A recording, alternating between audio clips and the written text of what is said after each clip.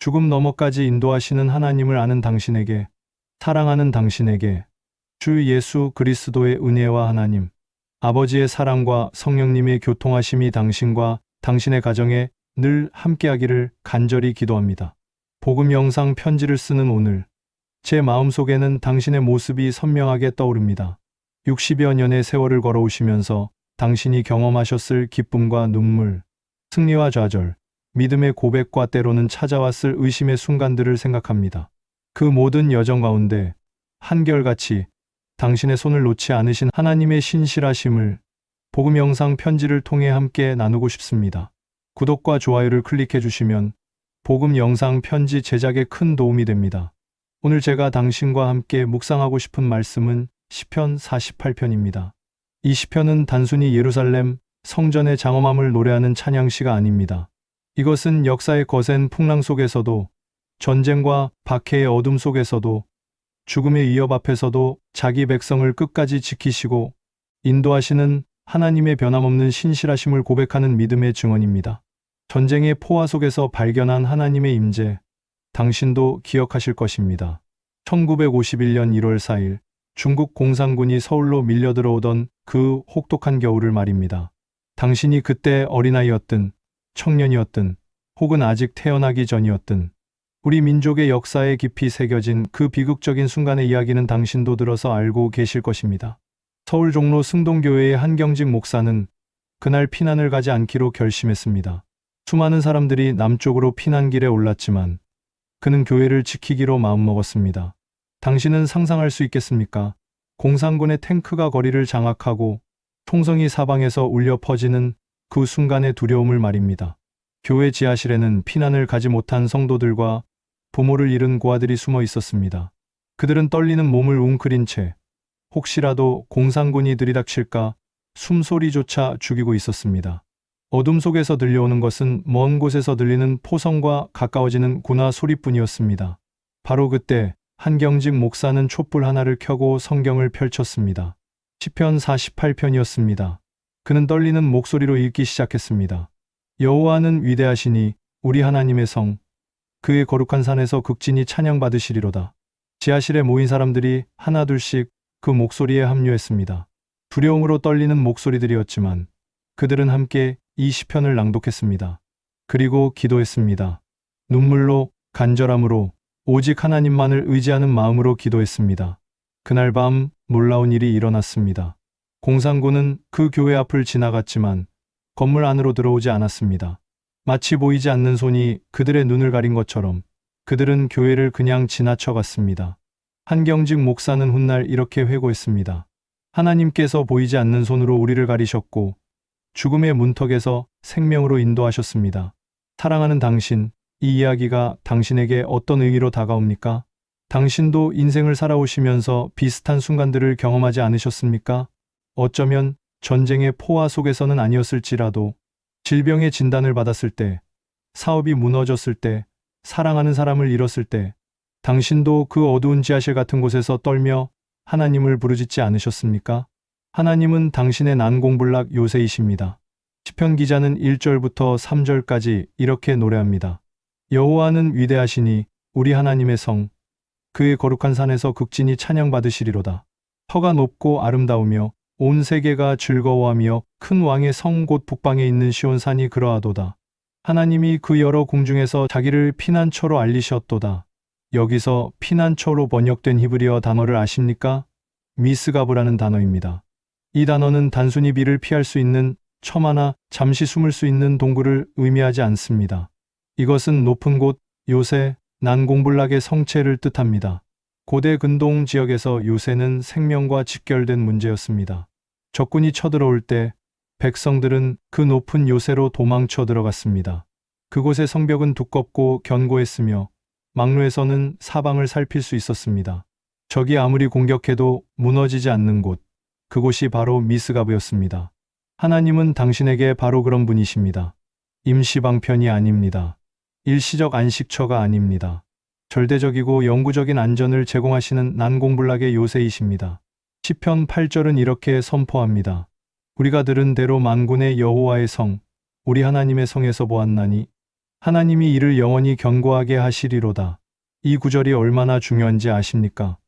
들은 대로 보았다는 것은 하나님의 약속이 단순한 이론이나 신학적 개념이 아니라 실제 역사 속에서 우리의 삶 속에서 성취되는 살아있는 실제라는 의미입니다. 당신이 60여 년을 살아오시면서 경험하신 것이 바로 이것 아니겠습니까? 젊었을 때 들었던 하나님의 약속들이 세월이 흐르면서 하나씩 당신의 삶 속에서 이루어지는 것을 보지 않으셨습니까? 어려운 순간마다 하나님이 도우실 것이다 라고 들었던 그 말씀이 실제로 당신을 건져주신 하나님의 손길로 경험되지 않으셨습니까? 북한 수용소에서 발견한 영혼의 요새. 이 진리를 극한의 상황에서 경험한 한 목사님의 이야기를 당신과 나누고 싶습니다.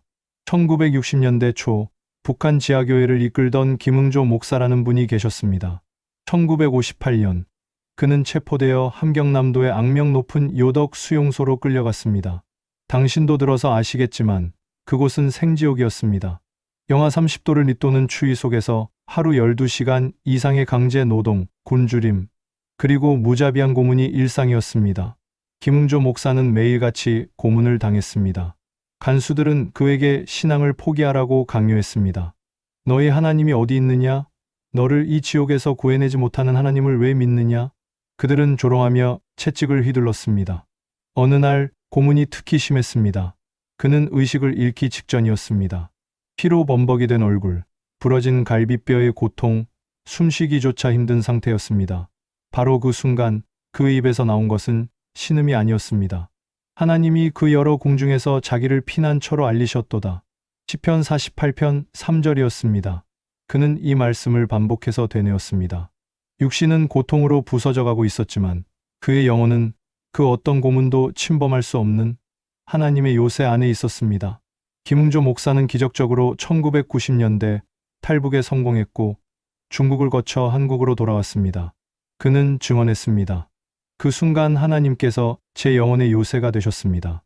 육신은 고통받았지만 영혼은 그 어떤 것도 무너뜨릴 수 없는 하나님의 성 안에 있었습니다.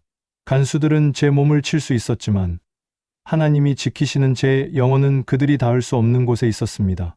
사랑하는 당신, 당신은 지금 어떤 고통 가운데 계십니까? 당신을 괴롭히는 것이 무엇입니까? 혹시 질병입니까? 병원에서 받은 진단서를 들고 집으로 돌아오는 길, 당신의 발걸음이 얼마나 무거웠는지 압니다. 암이라는 단어, 당뇨 합병증, 심장질환, 치매 초기. 60대가 되면 우리 몸은 더 이상 젊은 시절처럼 우리 뜻대로 움직여주지 않습니다. 아침에 일어날 때마다 느껴지는 통증, 약을 챙겨 먹어야 하는 일상이 당신을 두렵게 만들지 않습니까? 혹시 경제적 어려움입니까? 평생 일하고 저축했지만 은퇴 후의 삶이 생각보다 길고 물가는 계속 오르고 자녀들 돕는 것도 만만치 않습니다. 밤에 잠들기 전 통장 잔고를 생각하며 불안해하지 않으십니까? 혹시 관계의 갈등입니까? 평생을 함께한 배우자와의 갈등, 뜻대로 되지 않는 자녀들, 오해로 멀어진 친구들, 교회에서의 상처, 나이가 들수록 외로움이 더 깊어지는 것을 느끼지 않으십니까? 혹시 불확실한 미래입니까? 앞으로 얼마나 더 살게 될지, 건강은 언제까지 유지될지, 홀로 남겨질 때는 어떻게 해야 할지, 죽음이 점점 더 가까이 다가오는 것이 느껴지지 않으십니까? 지금 이 순간 제 음성이 당신에게 들린다고 생각하고 말씀드립니다. 세상의 그 어떤 성도 무너질 수 있습니다. 우리가 쌓아온 재산도, 우리가 믿었던 사람들도, 심지어 우리 자신의 몸도 우리를 배신할 수 있습니다. 그러나 하나님만큼은 절대로 무너지지 않는 영원한 피난처이십니다. 지금 이 순간 당신의 모든 두려움을 하나님께 내려놓으십시오. 당신 혼자 짊어지려고 하지 마십시오. 하나님은 난공불락의 요새이십니다. 하나님의 품 안에 거하는 당신은 결코 흔들리지 않을 것입니다. 하나님은 당신의 모든 대적을 물리치시는 전능자이십니다. 시편 기자는 4절부터 7절에서 계속해서 노래합니다. 왕들이 모여 함께 지나갔으며 그들이 보고 놀라고 두려워 빨리 갔도다. 거기서 떨림이 그들을 붙잡으며 고통이 해산하는 여인 같았도다. 주께서 동풍으로 다시스의 배를 깨뜨리시도다. 이 구절이 가리키는 역사적 사건을 아십니까? 이것은 주전 701년 아수르 제국의 사네립 왕이 예루살렘을 포위했던 사건을 말합니다. 당시 상황을 상상해 보십시오. 아수르는 고대 근동 최강의 군사 제국이었습니다. 그들의 군대 18만 5천 명이 예루살렘을 완전히 포위했습니다. 성벽 밖에서는 아수르 군사들의 함성이 들렸고 그들의 공성, 무기들이 성벽을 향해 설치되고 있었습니다. 히스기야 왕과 예루살렘 백성들은 절망했습니다. 인간적으로 보면 희망이 전혀 없었습니다. 아수르는 이미 북이스라엘 왕국을 멸망시켰고 주변의 모든 성읍들을 정복했습니다. 이제 예루살렘만 남은 상황이었습니다. 사네립의 사신 랍사게는 성벽 아래에서 히브리어로 크게 외쳤습니다. 너희 하나님을 믿지 말라. 어느 나라의 신들이 자기 나라를 우리 손에서 건져냈느냐? 그것은 심리전이었습니다. 백성들의 믿음을 무너뜨리려는 시도였습니다. 하지만 그날 밤 놀라운 일이 일어났습니다. 열왕기하 19장 35절은 이렇게 기록합니다. 이 밤에 여호와의 사자가 나와서 아수르 진영에서 군사 18만 5천 명을 친지라. 아침에 일찍이 일어나 보니 다 시체였더라. 이것이 무엇을 의미하는지 아십니까? 하나님께서 직접 개입하셨다는 것입니다. 인간의 힘으로는 불가능했던 것을 하나님께서 하룻밤 사이에 이루셨습니다. 동풍으로 다시스의 배를 깨뜨리시도다는 표현도 의미심장합니다. 다시스는 당시 지중해 끝 스페인에 있던 항구 도시로 가장 먼 곳, 가장 강력한 무역의 중심지를 상징했습니다. 거대한 다시스의 무역선들은 당대 최고의 해양 기술이 집약된 배들이었습니다. 그러나 하나님이 일으키시는 동풍 앞에서는 그 거대한 배들도 나무십처럼 부서졌습니다. 이것이 우리에게 말하는 것은 무엇입니까? 하나님 앞에서는 이 세상의 그 어떤 세력도, 그 어떤 권력도, 그 어떤 문제도 한낱 먼지에 불과하다는 것입니다. 대동강변에서 선포된 십자가의 승리, 이 진리를 목숨으로 증명한 또 다른 분의 이야기를 당신과 나누고 싶습니다. 1950년 10월 평양에 중공군이 들어오던 날이었습니다. 평양 남산영교회를 섬기던 박관준 목사는 그날도 주일 예배를 드렸습니다. 교인들은 공포에 떨고 있었습니다. 곧 공산군이 들이닥칠 것이 분명했기 때문입니다. 박관준 목사는 그날 강단에서 시편 48편을 본문으로 설교했습니다. 그의 목소리는 떨렸지만 그의 믿음은 흔들리지 않았습니다. 왕들이 모여 함께 지나갔으며 그들이 보고 놀라고 두려워 빨리 갔도다. 예배가 끝나고 며칠 후 인민군이 교회로 들이닥쳤습니다.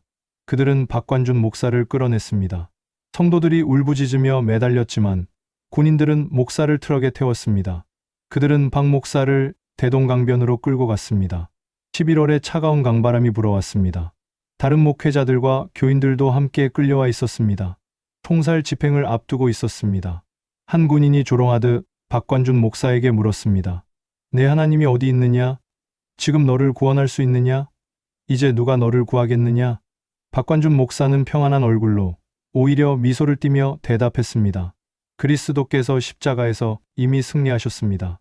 사망도, 음부도, 사탄도 이미 패배했습니다. 당신들은 내 육신을 죽일 수 있을지 모르지만 내 영혼은 이미 승리의 주님 품 안에 있습니다. 나는 죽음을 두려워하지 않습니다. 왜냐하면 내 주님께서 이미 죽음을 이기셨기 때문입니다. 군인들은 당황했습니다. 죽음을 앞두고도 평안한 얼굴, 오히려 그들을 측은히 여기는 듯한 눈빛, 그들은 이해할 수 없었습니다. 박관준 목사는 마지막 순간까지 외쳤습니다. 할렐루야, 그리스도께서 승리하셨도다, 할렐루야. 총성이 울렸습니다. 그는 그렇게 순교했습니다. 함께 끌려갔다가 기적적으로 살아남은 한 집사가 훗날 증언했습니다. 목사님은 총성이 울리기 직전까지 할렐루야, 그리스도께서 승리하셨도다를 반복해서 외치셨습니다. 그분의 얼굴에는 두려움이 없었습니다. 오히려 영광스러운 빛이 있었습니다. 마치 신랑을 만나러 가는 신부처럼 주님을 만나러 가는 기쁨이 그분의 얼굴에서 빛났습니다. 이 이야기가 당신에게 무엇을 말합니까? 우리가 싸워야 할 진정한 대적은 사람이 아닙니다. 에베소서 6장 12절은 분명히 말합니다. 우리의 씨름은 혈과 육을 상대하는 것이 아니요 통치자들과 권세들과 이 어둠의 세상 주관자들과 하늘에 있는 악의 영들을 상대함이라. 당신을 괴롭히는 것이 무엇입니까? 질병입니까? 그것은 당신의 진짜 대적이 아닙니다. 가난입니까? 그것도 당신의 진짜 적이 아닙니다. 외로움입니까? 불안입니까? 두려움입니까? 그것들은 증상일 뿐 원인이 아닙니다. 우리의 진정한 대적은 당신에게 절망을 속삭이는 어둠의 세력입니다. 당신에게 하나님이 어디 있느냐? 하나님이 너를 버렸다고 거짓말하는 악한 영들입니다. 당신을 하나님으로부터 멀어지게 만들려는 사탄의 계략입니다. 그러나 당신 듣고 계십니까? 우리 주 예수 그리스도께서 십자가에서 이미 모든 원수를 물리치셨습니다. 골로새서 2장 15절은 승리의 선포를 합니다. 통치자들과 권세들을 무력화하여 드러내어 구경거리로 삼으시고 십자가로 그들을 이기셨느니라. 예수님께서 십자가에서 다 이루었다고 외치셨을 때 그것은 단순히 예수님의 사역이 끝났다는 의미가 아니었습니다. 그것은 사탄과의 전쟁에서 완전한 승리를 거두셨다는 선언이었습니다. 죄가 패배했습니다. 죽음이 정복당했습니다. 어둠의 모든 세력이 무릎을 꿇었습니다. 그리고 부활하신 예수님께서는 우리에게 이렇게 말씀하십니다. 볼지어다 내가 너희에게 뱀과 정갈을 밟으며 원수의 모든 능력을 제어할 권능을 주었으니 너희를 해칠 자가 결코 없으리라. 누가복음 10장 19절 말씀. 지금 당신을 괴롭히는 그 문제가 무엇이든 그것을 십자가 앞에 가져가십시오. 두려움이 당신을 짓누릅니까? 십자가 앞에 가져가십시오. 예수님께서 이미 그 두려움을 십자가에 못 박으셨습니다. 질병이 당신을 괴롭힙니까? 십자가 앞에 가져가십시오. 예수님께서 우리의 질고를 지시고 우리의 슬픔을 담당하셨습니다. 유혹이 당신을 넘어뜨리려 합니까? 십자가 앞으로 도망가십시오. 십자가는 사탄의 모든 화살을 막아주는 방패입니다. 당신은 혼자 싸우는 것이 아닙니다. 이미 승리하신 그리스도께서 당신을 위해 당신을 대신하여 싸워주십니다. 당신은 그저 그리스도의 승리를 선포하고 그 승리 안에 거하기만 하면 됩니다. 하나님은 당신을 죽을 때까지, 아니 영원까지 인도하시는 신실한 목자이십니다. 이제 시편 48편의 절정에 이릅니다. 9절부터 14절까지입니다. 하나님이여 우리가 주의 정 가운데에서 주의 인자하심을 생각하였나이다. 시온산은 기뻐하고 유다의 딸들은 주의 심판으로 말미암아 즐거워할지어다. 시온을 편력하며 그곳을 순행하고 그 망대들을 세어보라. 그의 성벽을 자세히 보고 그의 궁전을 살펴서 후대에 전하라. 이 하나님은 영원히 우리의 하나님이시니 그가 우리를 죽을 때까지 인도하시리로다. 14절에 주목하십시오. 그가 우리를 죽을 때까지 인도하시리로다. 이 구절의 히브리어 알무트는 단순히 죽을 때까지만을 의미하지 않습니다. 이것은 죽음 너머까지, 죽음을 넘어서까지로도 번역될 수 있습니다. 이것이 얼마나 놀라운 약속인지 아십니까? 하나님의 인도하심은 우리 인생의 마지막 숨까지만이 아니라 죽음을 넘어 영원까지 계속된다는 것입니다. 이것이 우리 그리스도인의 소망입니다. 인도하시리로다의 히브리어 나알은 목자가 양을 인도하듯 부드럽고 세심하게 이끄신다는 의미입니다. 시편 23편이 떠오르지 않습니까? 여호와는 나의 목자시니 내게 부족함이 없으리로다. 그가 나를 푸른 풀밭에 누이시며 쉴 만한 물가로 인도하시는도다. 하나님은 우리를 강제로 끌고 가시는 분이 아닙니다. 채찍으로 몰아가시는 분이 아닙니다. 가장 좋은 길로, 가장 안전한 길로 사랑으로 인도하시는 선한 목자이십니다. 30년을 한국에서 섬긴 선교사의 고백. 이 진리를 평생으로 증명한 한 선교사의 이야기를 당신과 나누고 싶습니다. 1904년 사무엘 모펫이라는 머펠이라는 미국 선교사가 한국에 왔습니다. 당신도 혹시 들어보셨을 것입니다. 그는 평양에서 30년 넘게 사역했고 장로의 신학교를 세웠으며 수많은 한국 목회자들을 양육했습니다. 그가 한국에 도착했을 때는 26세의 젊은 청년이었습니다. 한국말을 한마디도 할 줄 몰랐습니다. 한국 음식에 익숙하지 않았고 한국의 문화도 낯설었습니다. 처음 몇 년은 정말 힘들었습니다. 한국어를 배우는 것이 얼마나 어려웠는지 그는 일기에 이렇게 썼습니다. 오늘도 한국어 선생님과 씨름했다. 같은 아소리인데 네 가지가 있다고 한다.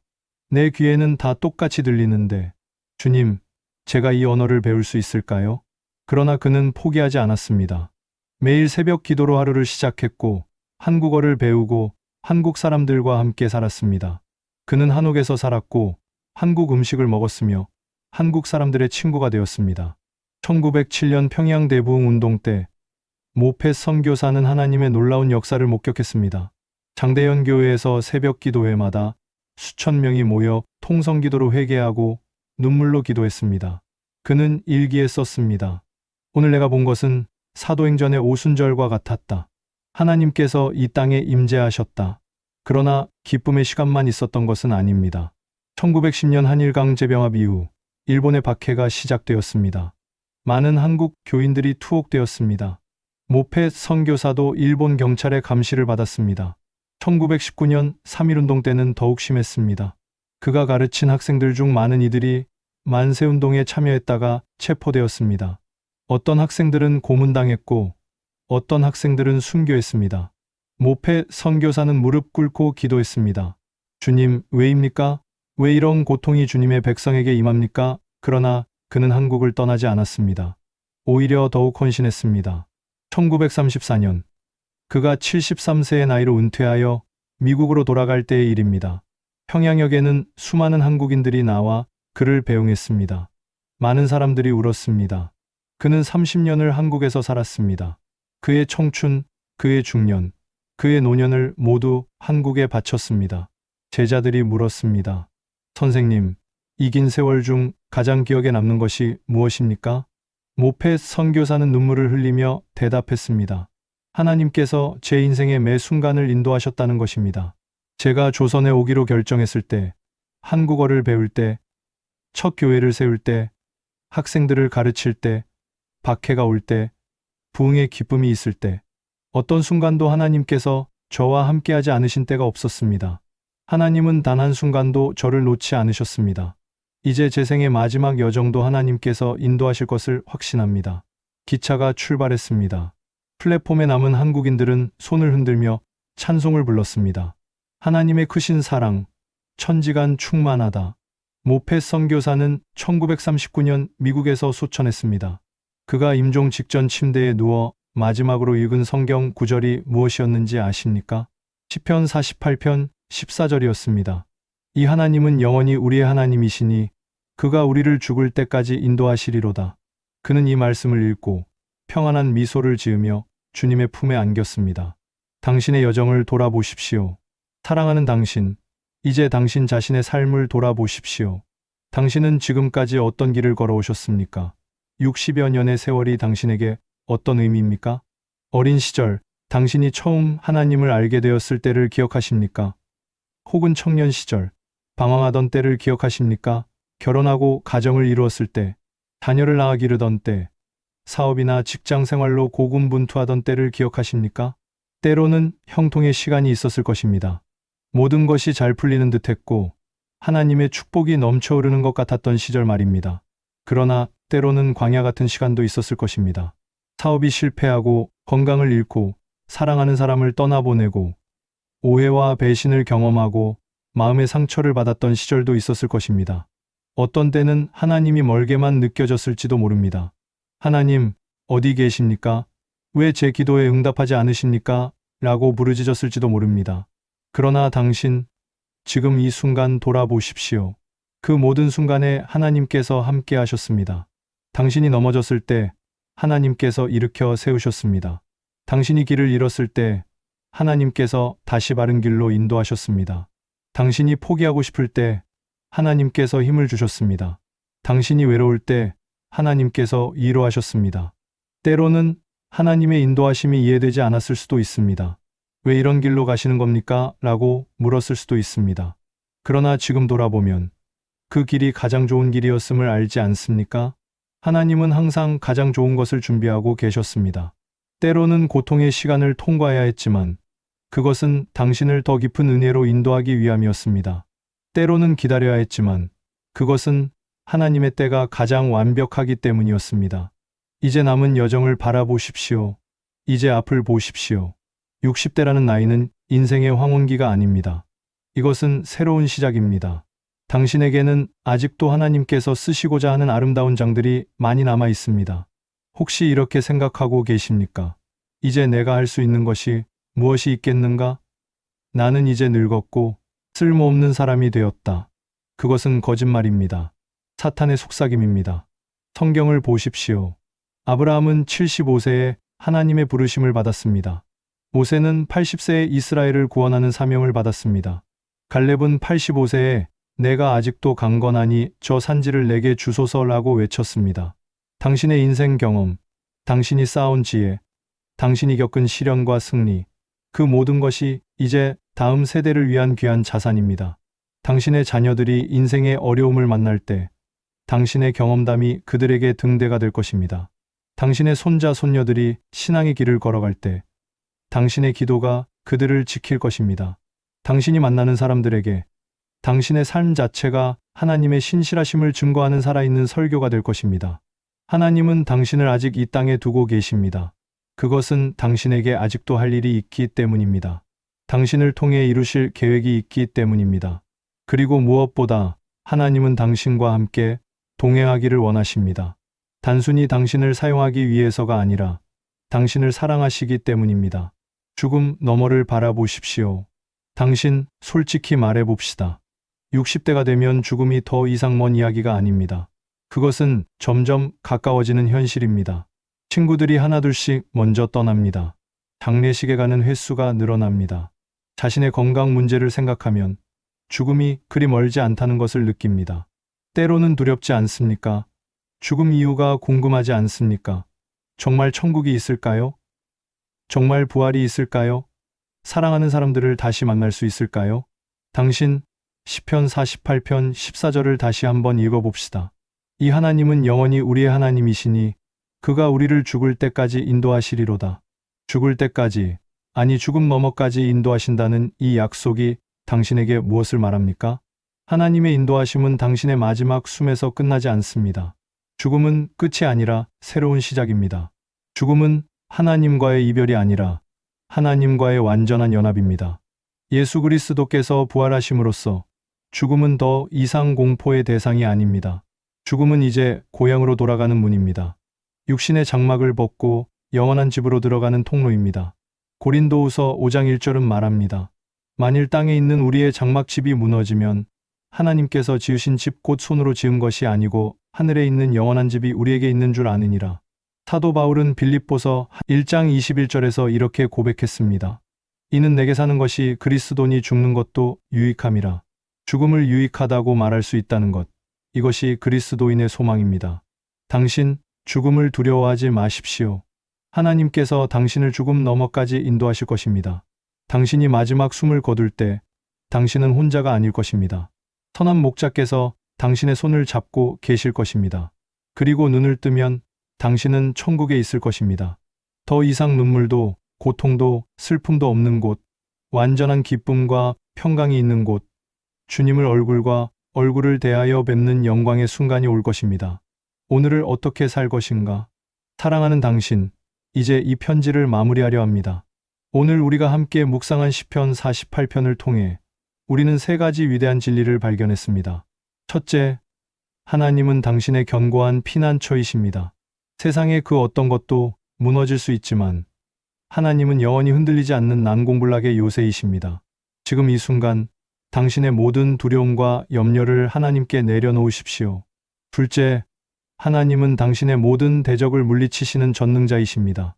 예수 그리스도께서 십자가에서 이미 사탄과 죄와 죽음을 정복하셨습니다. 당신은 이미 승리하신 왕의 자녀입니다. 담대히 그 승리를 선포하며 사십시오. 셋째, 하나님은 당신을 죽을 때까지, 아니 죽음 넘어 영원까지 인도하시는 신실한 목자이십니다. 과거에도 그러하셨고 현재도 그러하시며 미래에도 변함없이 그러하실 것입니다. 1951년 지하실에서 떨던 성도들도, 1958년 수용소에서 고통받던 김응조 목사도, 1950년 순교의 자리로 나아간 박관준 목사도, 1904년 낯선 땅에 온 사무엘 모페 선교사도 모두 이 하나님의 신실하심을 경험했습니다. 이제 당신 차례입니다. 우리가 살아가는 이 시대도 결코 쉽지 않습니다. 국제 정세의 불안, 경제적 어려움, 건강의 염려, 가족 관계의 갈등, 노후에 대한 불안, 이 모든 것들이 우리를 둘러싸고 있습니다. 그러나 시편 기자의 외침을 기억하십시오. 이 하나님은 영원히 우리의 하나님이시니 그가 우리를 죽을 때까지 인도하시리로다. 이 약속을 붙잡으십시오. 이것은 2500년 전 이스라엘 백성들에게만 주신 약속이 아닙니다. 이것은 오늘 당신에게 주시는 하나님의 살아있는 약속입니다. 아침에 눈을 뜰 때 이 약속을 선포하십시오. 주님, 오늘도 저를 인도해 주소서. 힘든 일을 만날 때 이 약속을 붙잡으십시오. 주님은 나의 피난처시요, 나의 요새이십니다. 유혹이 올 때 이 약속으로 대항하십시오. 그리스도께서 이미 승리하셨습니다. 밤에 잠자리에 들 때 이 약속으로 평안을 누리십시오. 주님께서 나를 죽음 너머까지 인도하십니다. 당신의 남은 인생이 이 약속 위에 굳게 서기를 기도합니다. 당신이 하루하루를 담대한 믿음으로 살아가기를 기도합니다. 그리고 마지막 그날 당신이 평안한 미소로 주님을 만나게 되기를 간절히 기도합니다. 당신을 향한 하나님의 사랑과 신실하심을 믿으며 당신을 위해 늘 기도하는 마음으로 이 편지를 씁니다. 주 예수 그리스도의 은혜와 하나님의 사랑과 성령의 교통하심이 당신과 함께 하기를 간절히 기도합니다. 함께 드리는 기도. 사랑과 긍휼이 풍성하신 하나님 아버지, 주님은 영원히 우리의 하나님이시며 우리를 죽을 때까지, 아니 영원까지 인도하시는 선한 목자이심을 고백합니다. 주님, 이 시간 두려움 가운데 있는 우리가 있다면 주님께서 난공불락의 피난처 되심을 경험하게 하여 주옵소서. 영적 전쟁 가운데 있는 우리가 있다면 십자가에서 이미 모든 원수를 물리치신 그리스도의 승리를 선포하게 하여 주옵소서. 앞날이 막막하여 방황하는 우리가 있다면 주님께서 한 걸음 한 걸음 인도하시는 신실한 목자이심을 붙잡게 하여 주옵소서. 주님, 우리의 연약함을 아시는 주님, 60을 넘어 살아가는 우리의 몸이 예전 같지 않음을 아십니다. 때로 아프고, 때로 피곤하고, 때로 외롭습니다. 그러나 주님께서 우리와 함께 하심을 믿습니다. 우리의 자녀들을 축복하여 주옵소서. 우리의 손자, 손녀들을 지켜 주옵소서. 우리의 가정에 주님의 평강이 충만하게 하여 주옵소서. 우리에게 남은 세월이 얼마나 될지 모르지만 그 모든 날들이 주님의 영광을 위한 날들 되게 하여 주옵소서. 우리의 삶이 다음 세대에게 하나님의 신실하심을 증거하는 살아있는 편지가 되게 하여 주옵소서. 그리고 마지막 그날 우리가 주님 품에 안길 때 평안한 미소로 주님 감사합니다 라고 고백할 수 있게 하여 주옵소서. 우리를 끝까지 사랑하시고 인도하시는 예수 그리스도의 이름으로 기도드립니다. 아멘. 이 복음 영상 편지가 마음에 와 닿으셨다면 구독과 좋아요를 클릭하여 주세요. 복음 전파에 큰 힘이 됩니다. 그리고 지인들에게 페북과 카톡을 통한 공유도 부탁드립니다. 우리 모두 복음 영상 편지를 통한 복음 전파에 동참해 하나님 나라 확장에 힘써 주시기를 간절히 부탁드립니다. 감사합니다.